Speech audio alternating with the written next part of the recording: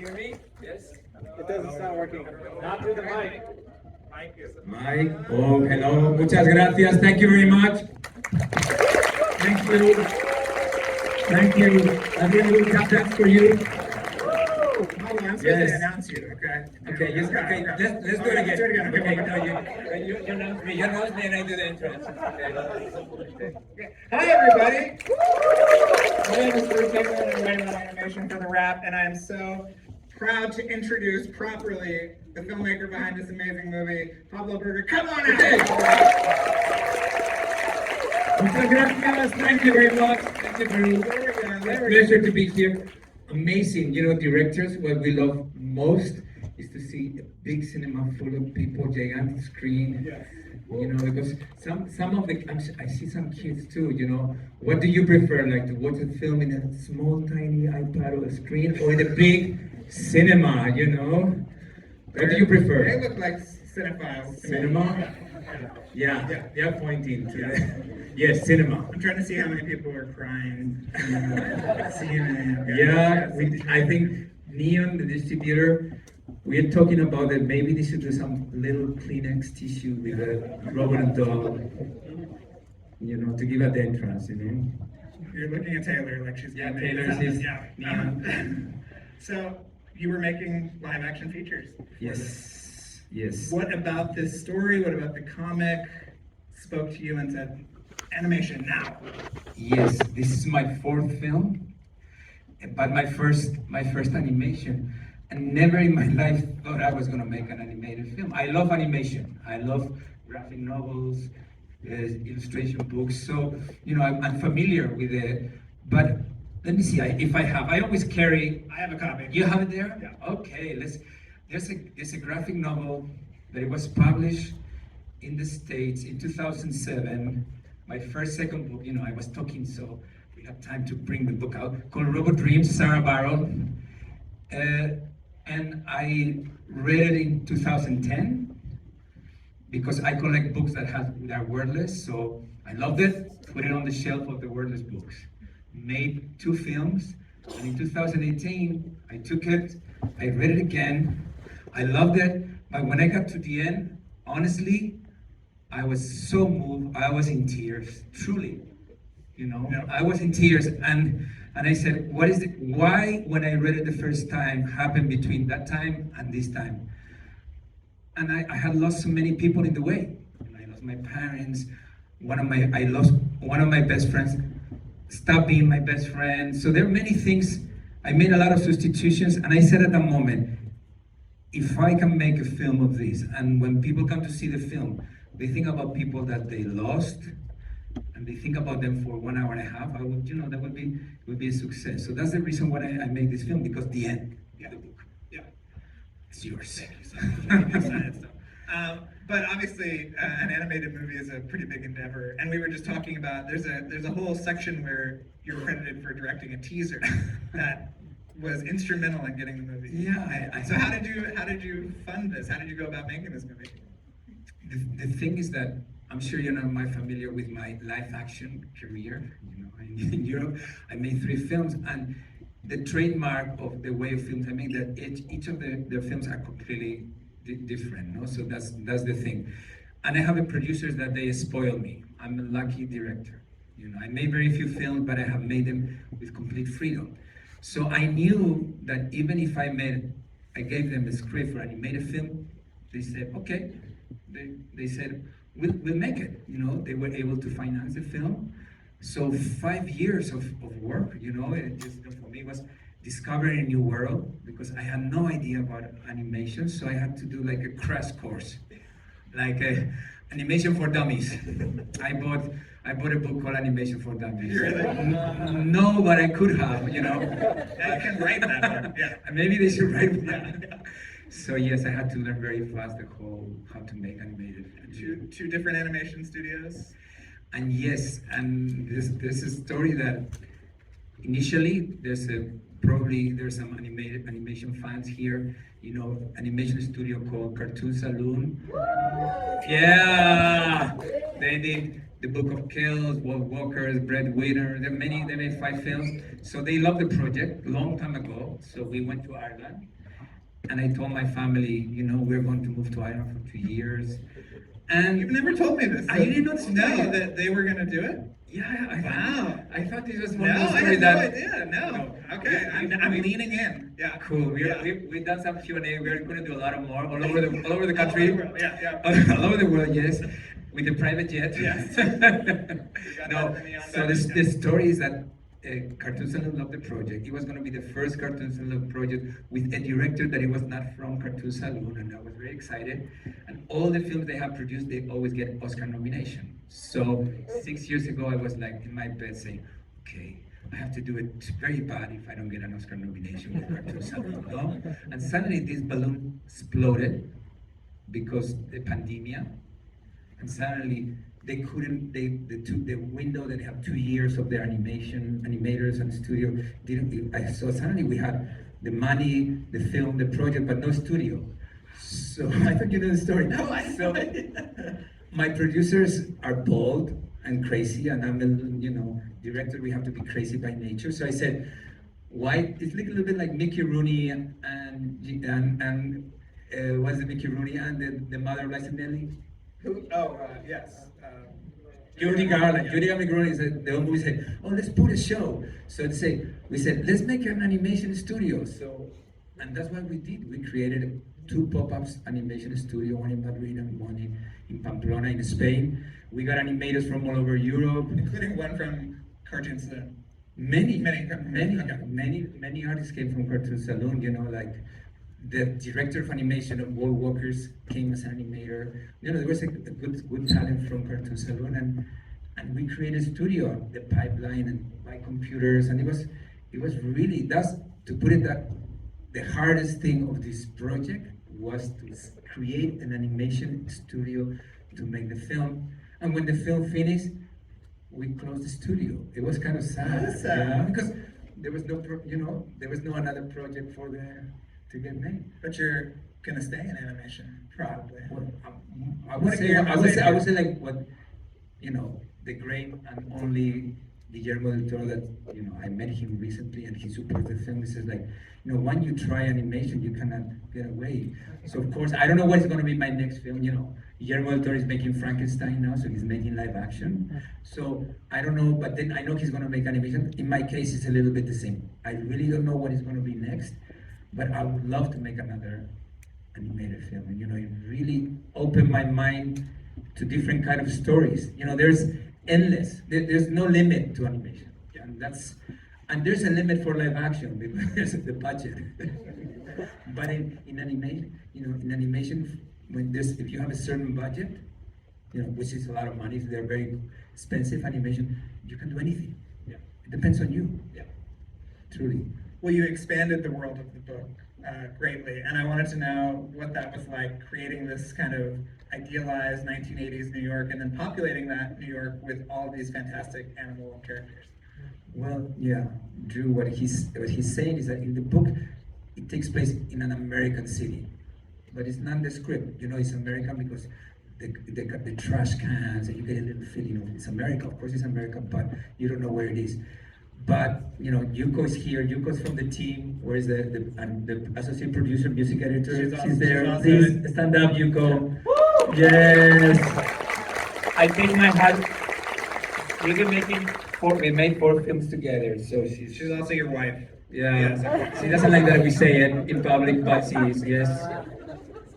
So we made 4 films together. So yeah. So she's the mommy and the daddy of the film. We can exchange, doesn't matter anything, genre or whatever. We are the parents of Robot Dreams, and we lived 10 years in New York. So with this project, we said, okay, if we make New York a protagonist with Robot and Dog, and that was a key thing for us. It was our love letter to New York, definitely. So we wanted the feeling like when, you guys, when you come to the cinema, you buy a ticket, and it's a very cheap time machine.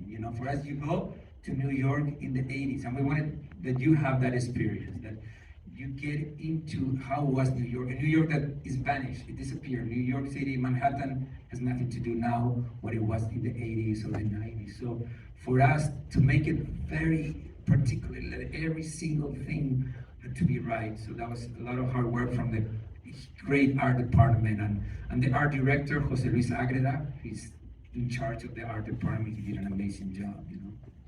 Do you want to talk about some of the inspirations for this movie? After you mentioned Yo-Yo last time, I went out and got that box set. Yeah, I haven't watched it yet, but I have it in my. You got the Criterion. Yes, oh, yes. Wow. But tell people, you know, what some of the inspirations were for this movie. The thing is that I'm a film buff before a film director. I prefer to watch movies than to make them honestly. To make them, you have to wake up very early, very stressful. Everybody screams, the walkie-talkie, especially live action. Live action is the worst. Animation, More screaming in live action. more screaming. Yeah. In animation, it's a little bit of slow motion. If you don't have the answer, you say, "Let me think about it. I'll tell you tomorrow." You can never say, "I tell you tomorrow" in a live action. It's like crazy. It's like the war. So going back, so I prefer to watch movies than to make them. So my films, there's always like a lot of like Easter eggs. I like to put a lot of my homage to films and clips and scenes. I don't know how you call it in Spanish. Where is Wally? You have the Where's Waldo? Where's Waldo? Yeah. So I like the idea. Where is that Waldo film scene? So there are many Easter eggs, and he's talking about Yo-Yo. Yo-Yo, that's one Easter egg that is especially dear because the director, Jojo is a director called Pierre Tex. He was the assistant director of Jacques Tati, and he made many films as a director, but he's very well known in France, but outside of France, unfortunately, he's not.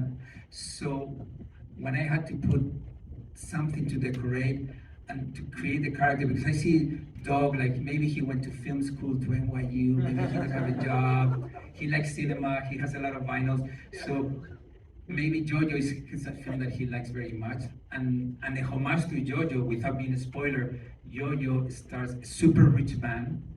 He has everything, absolutely. There's the richest man almost in the world, but he's alone and he's lonely, and that's the beginning. And we know a spoiler. That's the first scene. So I thought it was a big connection with Dog. What other movies did you look at? Well, we look at many, but definitely there. I prefer people to tell. Oh, me. come on. Come on, no, I'm not. Wally, I'm not. look at Wally. And Well, then what silent movie? Tell me what movies did you see? Do you remember, Drew? That it was like the Wait. people Well, yeah, what open do you mic, think? open Yeah, mic. yeah. Their homage to some other movies. Spike Lee, yeah, he's in the subway, yeah. Oh, big time, the team man, yeah. Wow, You're just saying yes to everything. yes, that's true. No, but that's true. And Drew, you know, directors, we don't finish the film. The film belongs to you now. It really is like the baby's out, it's out of the house, and it's yours. Whatever you find it, whatever you make the substitution, whatever provoked to you, I'm always going to say yes. What has been the most? You got it. Have you had a particularly moving or memorable moment in rolling out this movie? I even remember that question that little girl asked at the last Q&A we did was really great. But yeah, we did a. We don't have to call it Q&A. We have to call it a show. A show. We put a show. When we did our last show. When we did our last show at the Aero. We're in Vegas on the 15th. Come on up. No, there was a little girl who asked you why the dog's friend wasn't a man because dogs are men's best friend. Yeah, and it was like strangely when a robot profound. yeah, it was very. Honestly, this girl was 5, 6. Yeah, she was smarter than us for sure. Yeah. Yes, so articulate. She was right. So I have to, you know. So what was your answer then? I have to come up very quickly. Directors, we have answers for everything. It's like parents. Even if you're wrong, you have answers. So you have to. So now I'm gonna be like, okay, why is robot? And I say like, no, and then, of course, you know, I have to say, which is true, you know. This robot is not made with software microchips. It's not an AI. It's a CPU. No, this is made of gears and like things like a mechanical thing. So robot is a metaphor. It's a metaphor for that best friend. So we're talking about not to take like it's a robot. It's just like it's a metaphor to like a friend. But what did you say about? But Sara wrote this book after her dog had passed Well, away, right? there's a story here. Sara Varon, the author of the Robot Dreams, she's amazing. She has made probably 15 books, and always anthropomorphic, and they're always full of emotion and humor. I really recommend her work. This is her first graphic novel. The reason why she made this book, she wrote this book, it was because she loves dogs. When I'm talking about loving dogs, it's just she has tattoo of the dogs that she had. You see, she works for organizations that with dogs that they live on the street, and she really loves to take care of dogs. So going to the reason why, she had one dog that she loved so dearly, and the dog got sick. So he took it to the veterinary, and the veterinary just like she said, you have to sacrifice the dog, you have to put it to sleep. Big drama, of course, And she always felt that moment when she said to the veterinarian yes, that she abandoned the dog. So it was like the same thing that dogs, so she's dog, Sara Varon is dog, and the robot is the dog. So for her to kind of come out of this, how to recover, she just came up with this beautiful story. So it's just like, the origin of the film and the book is really profound. It's about, letting go, and and she really, it helped her to do this book. Yeah, and it's gonna help a lot of people. I'm sure some people have experienced this situation. I think what is happening with this film or with the book is just the same thing that the book talked to me. I would like, cinema is more popular than graphic in general, and graphic it connects with more people. So I think that if people can connect with the story of Robot and Dog. And it's sort of universal enough that you can, it's not necessarily you giving up a dog, but it's a relationship that's maybe ended, or it's a parent that's passed away, right? Yeah, I would like to think when I, as I said, when I read the book the second time when I decided to film the film, it's just, I thought about my parents a lot. But I thought also about a friend that stopped being my best friend. I couldn't understand why, that. So, but of course it's about friendship, but of course about relations. And of course, feelings and emotions have no genre, so it's just open. We really want it to be like, it's yours. Whatever, if somehow you can make it yours. And I think the fact that it has no dialogue, that it has no actors, that there's music from beginning to end. If my ideal audience, which I know I'm not gonna like to everybody of the film, but if it's just through 1 hour and a half, they dream awake and they just make it theirs. Yeah, and they take it, take it whatever you want. It's like that would be like what I would like to happen. Yeah. What is the most moving sort of interaction you've had with somebody after they watched the movie? I had a lot of hugs, a lot of crying, a lot of crying, but happy crying, not happy Cathartic, crying, yeah. Cathartic, But I remember one, well-known journalist in Spain came to me and she said very seriously, like, it's a woman. She said, "You saved my life," and I was like, and she started explaining why, and she said, I had just a major breakup with my boyfriend. It was so painful, and I felt like a robot. So I had to watch your film one and again and again and again, many times, to understand the passage of time and how you have to move on and how there's second opportunities. And she was thanking me for the film, and she was joking. She was saying, "Look, I talked with my therapist, talking, I'm robot," and it was like, the therapist, "What are you talking about? Robot." She was talking about a film, Yeah. that it was on the screen and how the film, and then we hugged, and we both crying, and, Yeah. it made me happy that the film helped her, at least for a little time, like a bomb, for some instant, just she was like, Yeah. let's see. We brought up the music, and everyone is going to be singing September for the rest of the night because of this movie. But how did you land on that? And also, was it tough to get the rights to it? Yes, the thing is that I'm no genius, okay? Obviously, I'm not. And when I wrote the script, the story takes place from September to September. Okay, they're going to roller dance. You said I need a funky song. I love her. I love disco music, funky. I said like September. Yeah, fine, okay, obvious. So I wrote it in the first draft. Oh, it was in the first draft. And then we realized that it would be great if that song would be the theme. You know, I think relationships, friends, BFFs, parents and children, they have songs. And I thought it was important that we had a theme. And definitely we realized that it was amazing that September will be played piano version, different version, whistle, you know. And so, and even one more thing that it was amazing that when we started production, you know, we realized that in the lyrics of the song was the theme of the film, or one of the biggest themes of the film. How does it start the song? Do you remember the 21st night? Do you remember? Everything is about memory. One of the big things about this film was the memory. It was like, boom, my head exploded. But the pockets of my producer exploded too. Because September is one of the most expensive films you can find the rights. And I'm sure there's some people in the film business, we're in LA, guys. Every time you use the song, cling pong, cling pong, it doesn't matter if they whistle, if it's any version. So, you know, some people made tons of money with it. But it was worth it. I was spoiled by my producers, and you know, it had to be September, so it couldn't be anything else. You could not use it only one time, and that was where the credits, right? You wanted to do it one more time. No, I said, we're tapped out. No, they were telling me like, no, but you see, it has to whistle so many times. Yeah. Can they whistle? Oh, do you really need the piano version when they're underwater? Come on, for me the piano version is like, oh my God.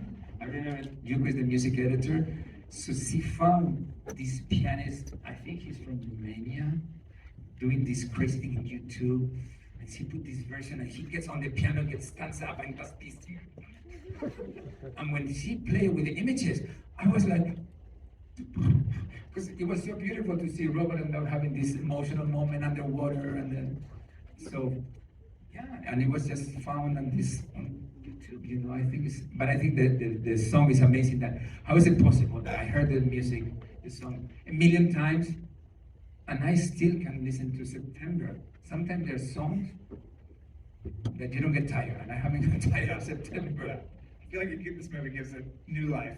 Takes it out of the wedding. Out of the wedding, yeah. Now it could be like emotional songs. Yes. Now you want get a little bit emotion. You know, just I saw Robot Dreams, I'm gonna think about it.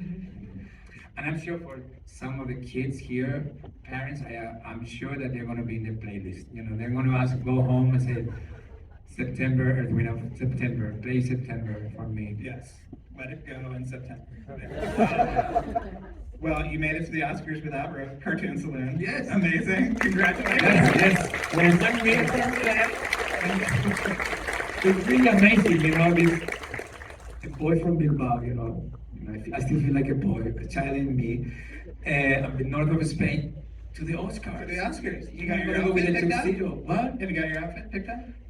Yeah, I got my tuxedos. Yeah, we got the outfit. Got the outfit. Yeah, we got the whole black tie, you know, and definitely this is very exciting, and it's true, you know, when my dream popped out of my head, out of the Cartoon Saloon, I never thought we were gonna make it through the back door. Yes, because we really came through the back door.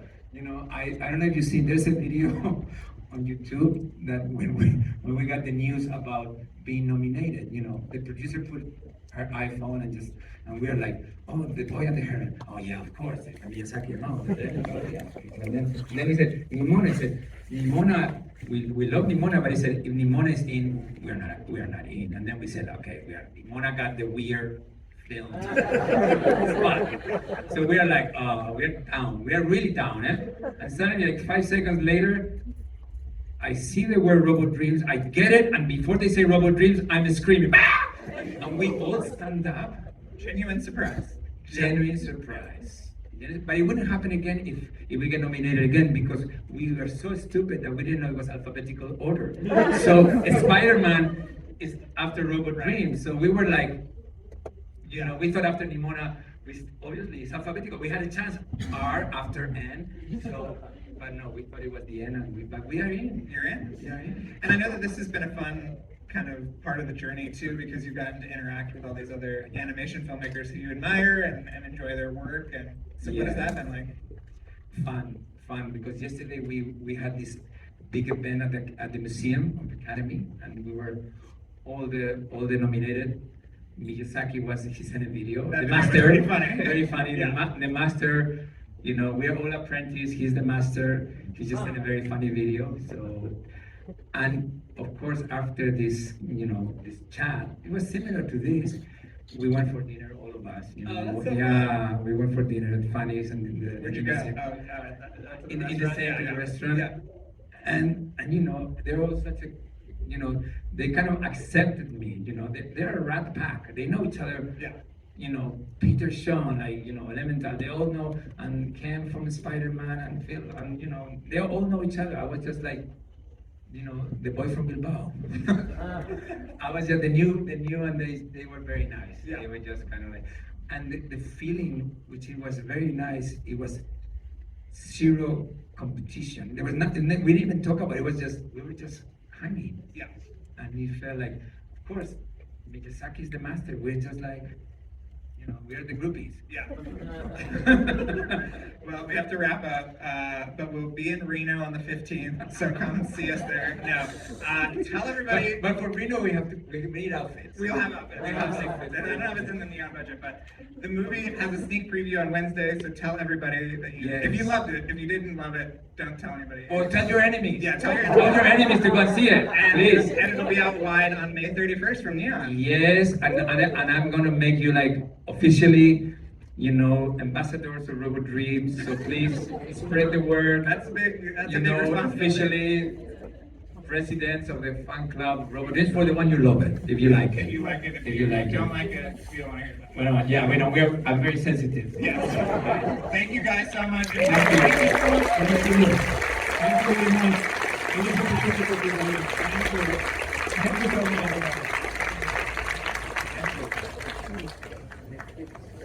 Thank you.